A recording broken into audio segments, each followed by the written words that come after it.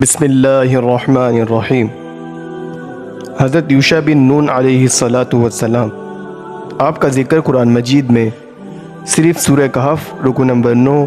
اور سورہ مائدہ رکو نمبر 4 میں ہے۔ آپ کا نسب نامہ، مورخین نے آپ کا نسب نامہ اس طرح بیان فرمایا ہے: یوشع بن نون بن افراہیم بن یوسف بن یعقوب بن اسحاق بن ابراہیم علیہ السلام۔ آپ حضرت موسیٰ علیہ السلام کے خاص خادموں میں شمار ہوتے ہیں۔ کنعان میں جابر اور مشرک قوموں کے حالات معلوم کرنے کے لیے جو وفد گیا تھا، اس کے ایک رکن یہ بھی تھے، اور جب حضرت موسیٰ علیہ السلام نے بنی اسرائیل کو ان قوموں سے جنگ کرنے کی ترغیب دی اور انہوں نے انکار کیا، تب یہ پہلے شخص تھے جنہوں نے بنی اسرائیل کو جرت اور ہمت دلانے کی کوشش کی اور خدا کا وعدہ نصرت یاد دلا کر جہاد پر اکسایا اور کہا اگر تم جنگ کے لیے تیار ہو جاؤ تو یقیناً فتح تمہاری ہوگی۔ توریت میں ہے کہ حضرت موسیٰ علیہ السلام کی زندگی میں ان پر ظاہر کر دیا گیا تھا کہ یوشع بن نون میرا خاص بندہ ہے، اور بنی اسرائیل کے نوجوان اس کی سرکردگی میں کنعان اور بیت المقدس کو جابر مشرکوں سے پاک کریں گے۔ بنی اسرائیل پر میدان طیہ میں 40 سال گزارنے کے بعد اللہ رب العزت نے حضرت یوشع کو حکم دیا، تم بنی اسرائیل کے اس قافلے کو لے کر موعودہ سرزمین کی طرف بڑھو اور وہاں پر عمالقہ اور دوسری جابر قوموں سے جنگ کرو، ان کو شکست دو، میری مدد تمہارے ساتھ ہے۔ حضرت یوشع نے بنی اسرائیل کو خدا کا پیغام سنایا اور وہ سب دشت سینہ سے نکل کر ارض کنعان کے سب سے پہلے شہر اریحہ کی طرف بڑھے اور دشمنوں کو للکارا، تو دشمنوں نے بھی باہر نکل کر سخت مقابلہ کیا، آخر کار شکست کھا گئے اور بنی اسرائیل کو فتح نصیب ہوئی، اور اس طرح بنی اسرائیل لڑتے لڑتے ارض مقدس پر قابض ہو گئے۔ توریت میں ہے کہ جب بنی اسرائیل جنگ کے لیے تیار ہوئے تو خدا کے حکم سے تابوت سکینہ ان کے پاس تھا، ان میں حضرت موسیٰ علیہ السلام کا عصا، ہارون علیہ السلام کا جبہ اور من کا مرتبان بھی تھا۔ ان کے علاوہ دوسرے تبرکات بھی تھے، کیونکہ ان کو اللہ رب العزت نے حکم دیا کہ تم من کو محفوظ کر لو تاکہ تمہاری آئندہ نسلیں بھی مشاہدہ کر لیں کہ تم پر خدا کا انعام ہوا تھا۔ ابن کثیر میں ہے کہ حضرت موسیٰ علیہ السلام نے اپنی زندگی میں ارض مقدس میں جابر طاقتوں کے مقابلے کے لیے حضرت یوشع کو امیر جیش مقرر کر دیا تھا، اور جیش کی روانگی سے قبل ہی موسیٰ علیہ السلام کی وفات ہو گئی۔ اب اللہ تعالیٰ نے حضرت یوشع کو نبوت سے سرفراز فرما دیا، اور انہی کے ہاتھوں آخر کار ارض مقدس اور جبار طاقتوں سے پاک ہوئی۔ ابن کثیر میں ہے کہ جب آپ نے بیت المقدس کا محاصرہ کیا، جمعے کے دن عصر کے بعد جب فتح کا دن آ پہنچا تو دشمنوں کے قدم اکھڑ گئے، اتنے میں سورج ڈوبنے لگا، اور سورج ڈوبنے کے بعد ہفتے کی تعظیم کی وجہ سے لڑائی نہیں ہو سکتی تھی، اس لیے اللہ کے نبی نے فرمایا، اے سورج تو بھی اللہ کا غلام ہے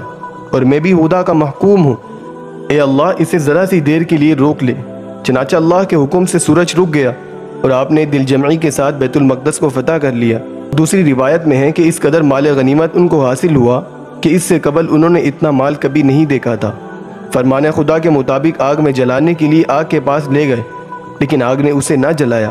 اس پر اللہ کے نبی نے حضرت یوشع علیہ السلام نے فرمایا کہ تم میں سے کسی نے اس میں سے کچھ چرا لیا، میرے پاس ہر قبیلے کا سردار آئے اور میرے ہاتھ پر بیعت کرے۔ چنانچہ اسی طرح کیا گیا۔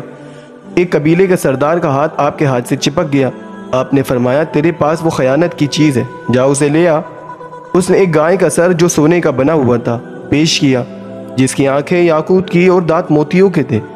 جب وہ سر بھی دوسرے مال کے ساتھ ڈالا گیا تو آگ نے سب کچھ جلا دیا۔ قرآن مجید میں ہے کہ جب اللہ رب العزت نے بنی اسرائیل کو کامیاب کر دیا اور جب ان کا شہر میں داخل ہونے کا وقت آیا تو حکم ہوا کہ مغرور اور متکبر انسانوں کی طرح داخل نہ ہونا، بلکہ خدا کا شکر ادا کرنے والوں کی طرح درگاہ الہی میں خشوع کے ساتھ جھکتے ہوئے اور توبہ استغفار کرتے ہوئے داخل ہونا، تاکہ خدا کے شکر گزار بندوں اور مغرور سرکش انسانوں کے درمیان امتیاز رہے۔ مگر فتح و نصرت کے بعد بنی اسرائیل کی سرشت غالب آئی اور خدا کے حکم کی خلاف ورزی کرتے ہوئے مغرور و متکبر انسانوں کی طرح بستی میں داخل ہوئے، اتراتے ہوئے سر کو بلند کرتے ہوئے اور اکڑتے ہوئے جا رہے تھے، نیاز مندی و استغفار کے بجائے سوکیانہ الفاظ کہتے ہوئے گویا اللہ رب العزت کے ارشاد کے ساتھ مزاح کرتے ہوئے داخل ہو رہے تھے۔ آخر غیرت حق کو جوش آیا اور جزائے اعمال کے قانون الہی نے عذاب کی صورت میں ان کو آ پکڑا، جیسا کہ اللہ رب العزت قرآن میں فرماتے ہیں، جب ہم نے حکم دیا کہ تم لوگ اس بستی میں داخل ہو، پھر جہاں چاہو اس میں خوب جی بھر کر کھاتے پیرو اور دروازوں میں عاجزی سے کمر کو جھکاتے ہوئے داخل ہونا، اور زبان سے بخش دے کہتے جانا ہم تمہاری خطائیں بخش دیں گے اور نیک روشن اختیار کرنے والوں کو ہم مزید مراعات دیں گے۔ حاصل یہ ہے کہ یہ کہتے ہوئے داخل ہو خدایا ہم کو بخش دے، ہماری خطاؤں کو معاف کر دے۔ بخاری شریف میں حضرت ابو ہریرہ رضی اللہ تعالی عنہ کی روایت ہے کہ بنی اسرائیل سے کہا گیا کہ تم دروازے میں سجدہ کرتے ہوئے داخل ہو۔ عبداللہ بن مسعود رضی اللہ تعالی عنہ سے منقول ہے، وہ فرماتے ہیں کہ بنی اسرائیل شہر میں داخل ہوتے وقت سر جھکاتے ہوئے چلنے کے بجائے اکڑتے ہوئے اور سر بلند کرتے ہوئے چل رہے تھے، یعنی جس طرح ایک مغرور انسان اکڑتے ہوئے اور مٹکتے ہوئے سرینوں کو حرکت دے کر عجب انداز سے چلتا ہے، اس طرح بنی اسرائیل بھی سرینوں کو ابھارے ان کے بل مٹکتے ہوئے داخل ہوئے۔ بیت المقدس کے دروازوں میں سے ایک دروازہ ہے جو مشہور و معروف ہے اور اب تک آباد اور زیارت گاہ ہے۔ جو کوئی گناہوں کی استغفار کے لیے اس مسجد میں آتا ہے اسی دروازے سے داخل ہوتا ہے۔ وہاں کے مجاوروں کی زبانی مشہور ہے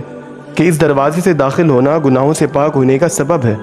حالانکہ یہ دروازہ حضرت سلیمان علیہ السلام کے زمانے میں بیت المقدس کی تعمیر کے وقت تیار ہوا۔ حضرت موسیٰ علیہ السلام کے عہد میں نہ بیت المقدس تھا اور نہ دروازہ۔ البتہ یہ ہے کہ حضرت سلیمان علیہ السلام اور پچھلے انبیاء نے وحی اور کشف کے ذریعے اس دروازے کو اس گاؤں کے دروازے کے ساتھ تشبیہ دے کر باب خطہ کا لقب دیا۔ اللہ رب العزت قرآن میں فرماتے ہیں، پھر جو لوگ ظالم تھے انہوں نے اس لفظ کی جس جگہ انہوں نے فرمائش کی گئی دوسرا لفظ بدل دیا، اس پر ہم نے ان ظالموں پر ان کی نافرمانی کے باعث آسمان سے عذاب نازل کیا۔ اکثر مفسرین نے لکھا کہ جب انہوں نے یہ حرکت کی تو ان پر طاعون مسلط کیا گیا، جس کی وجہ سے ایک دن میں ان کے 24,000 آدمی ہلاک ہوئے۔ یہ عذاب آسمان سے اس طرح نازل ہوا کہ آسمان کے ہر دروازے سے زہر آتی اور ان کے مساموں کے ذریعے، یعنی جہاں سے پسینے نکلتے ہیں انہی راستوں سے ان میں داخل ہوتی اور روح کے مزاج کو فاسد کر کے خون میں سمیت پیدا کر دیتی، یہاں تک کہ طاعون ظاہر ہوا اور اس کی زہران کے دل تک پہنچی جس سے وہ ہلاک ہو گئے۔ صحیح مسلم اور باقی حدیث کی کتابوں میں ہے، حضور اکرم صلی اللہ علیہ وسلم نے فرمایا کہ طاعون رجس ہے اور اس کا عذاب بقیہ ہے جو پہلے لوگوں کو دیا گیا۔ بس جب کسی شہر اور ملک میں پڑے اور تم اس میں ہو، یعنی جب کسی شہر اور ملک میں طاعون آئے اور تم اس میں ہو، وہاں سے مت بھاگو، اور اگر سنو کہ کسی ملک یا شہر میں وبا پڑی ہوتی ہے